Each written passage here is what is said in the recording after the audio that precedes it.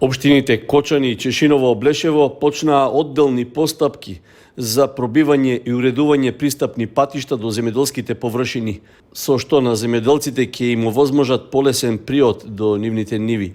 За реализација на активностите двете општини обезбедија по околу 900.000 денари како финансиска поддршка од Министерството за земјоделство, наменети за пробивање и изградба на пристапни патишта до земјоделските површини во рамки на мерката 124 од програмата за финансиска поддршка на руралниот развој за 2022 година. Дополнително, како сопствено учество од општинските буџети на двете локални самоуправи, беа изработени техничките проекти за патните правци, а обезбедени се и средства за подмирување на обврските за данок на додадена вредност. Во објавените јавни повици за избор на изведувачи на градежните работи, подетално се наведени активностите што треба да се реализираат во текот на оваа пролет. Општина Кочани планира средствата да ги намени за уредување на пристапен пат до земјоделските површини во местноста Мал Мишјак во атарот на Оризари. Должината на коловозот ќе изнесува над 860 метри, а ширината е 3 метри.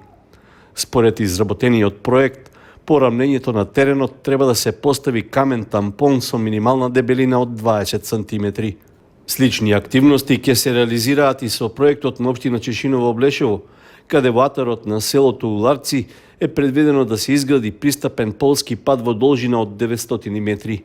Обврска на изведувачот на градежните работи е претходно да го расчисти теренот со отстранување на постојните дрвја и грмушки, пошто на коловозот треба да се постави тампон од дробен камен во повеќе слоеви, чија дебелина по комплетирањето не треба да биде помала од 20 см. Рокот за пријавување на заинтересираните изведувачи за реализација на проектите и во двете општини е до 17 февруари. По потпишувањето на договорите, уредувањето на пристапниот пат во атарот на Оризари треба да се комплетира во рок од 2 месеца. За пробивањето и изградбата на патот во атарот на селото Уларци пак предвидени се 3 месеци. Навремено пред почетокот на сезоната за наводнување, водостопанската подружница Брегалница го реализира чистењето на каналите и земјените вади во Кочанскиот регион. Ангажираната механизација во текот на минатата година заврши само половина од планираната должина на каналската мрежа. Работите за прочистување во дел од катастарските општини се веќе завршени, особено таму каде што вообичаено и најрано започнува сеидбата на оризот. Според претходно изготвениот план на водостопанската подружница, вкупната должина на канали и вади што треба да се исчистат на подрачјето на Кочани и соседните општини изнесува над 230 километри. Повеќе од половината од нив веќе се исчистени, а до крајот на овој месец и во текот на март, пред почетокот на сезоната за наводнување, треба да се оспособат нешто помалку од 100 километри. Се прават и калкулации дали акумулираните количини вода во моментот ќе бидат доволни за исполнување на планот за наводнување. При тоа се преземаат мерки за спречување на евентуално излевање на водите од речните корита во полето. Во моментот во браната Калиманци се акумулирани над 65 милиони кубни метри вода, што е околу 50% од нејзиниот максимален капацитет. Со заштедените околу 35 милиони кубни метри од минатата сезона и од приливот што се очекува потопењето на снегот на планините, таа ќе може дополнително да се наполни до максимумот. Според планот за чистење во катастарските општини Кочани, Грдовци и Мојанци беа опфатени канали и вади со вкупна должина од околу 50 километри. Во атарот на Подлог и Прибачево по 11, а во Оризари околу 10 километри. Исто така, прочистување на каналската мрежа имаше и во катастарската општина Истибања со нешто помалку од 5 километри. Подготовките на планот за наводнување на оризовите полиња, што вообичаено се реализира на почетокот на годината, ќе се направи нешто подоцна во зависност од хидролошката состојба до крајот на овој месец. Од акумулираните количини вода ќе зависи дали ќе има намалување на делот површините со ориз, кој во претходната сезона беше застапен на околу 4100 хектари.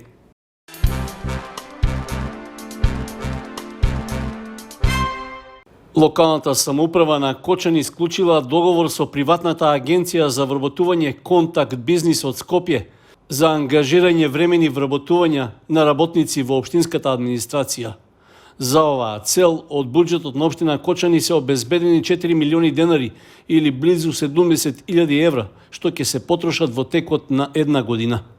Според претходно објавениот повик за избор на агенција, општината планираше да ангажира 12 лица кои ќе извршуваат тековни работни задачи во општинската администрација, а кои ќе бидат преземени од агенцијата за привремени вработувања. Во тендерската спецификација на повикот беше нагласено дека привремените вработувања ќе бидат за лица со завршено високо, средно и основно образование, во зависност од потребите што ќе се јават за конкретна услуга.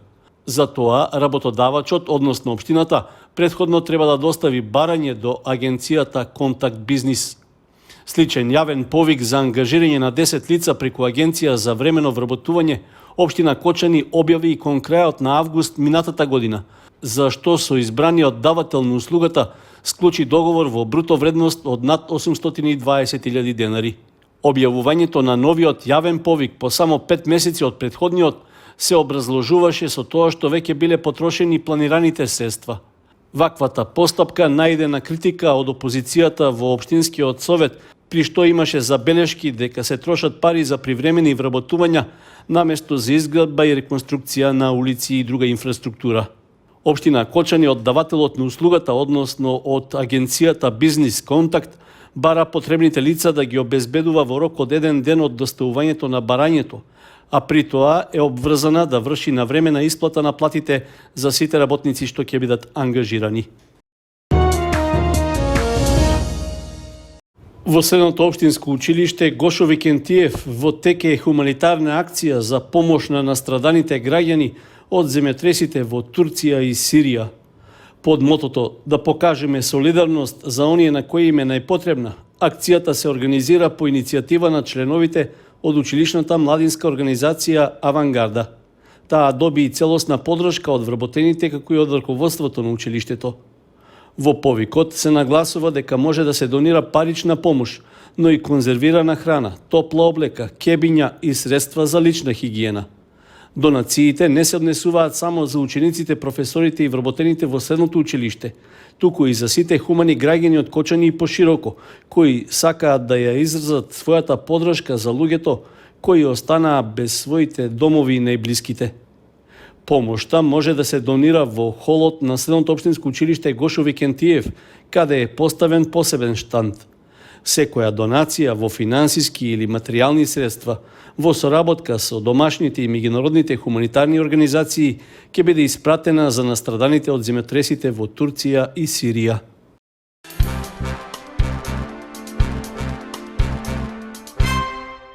В петок на терените на Пониква ќе се одржи второто ноќно скијање. Со тоа, на посетителите ќе им се овозможи повторно подолго да ги користат капацитетите на рекреативниот центар.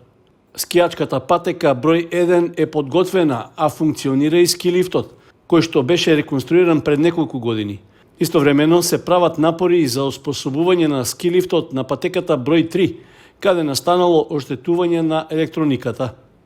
Условите за скијање се одлични, дебелината на снегот изнесува над 20 сантиметри, а скијачката патека број 1 е подготвена со машина ратрак и целосно е осветлена. Минатиот викенд посетителите скијаа во период од 17 до 20 часот, а во наредниот период, доколку има интерес кај скијачите, ноќното скијање може да продолжи и во текот на другите денови. За сега е планирано ноќно скијање да има најмалку еднаш во неделата. Пред 3 години локалната самоуправа на Кочани работеше на подобрување на условите за развој на планинскиот туризам, при што со поддршка од државата целосно беа преасфалтирани 22 километри на патот до Пониква. Исто така беше проширен и просторот за паркирање, а се отвори и информативниот центар.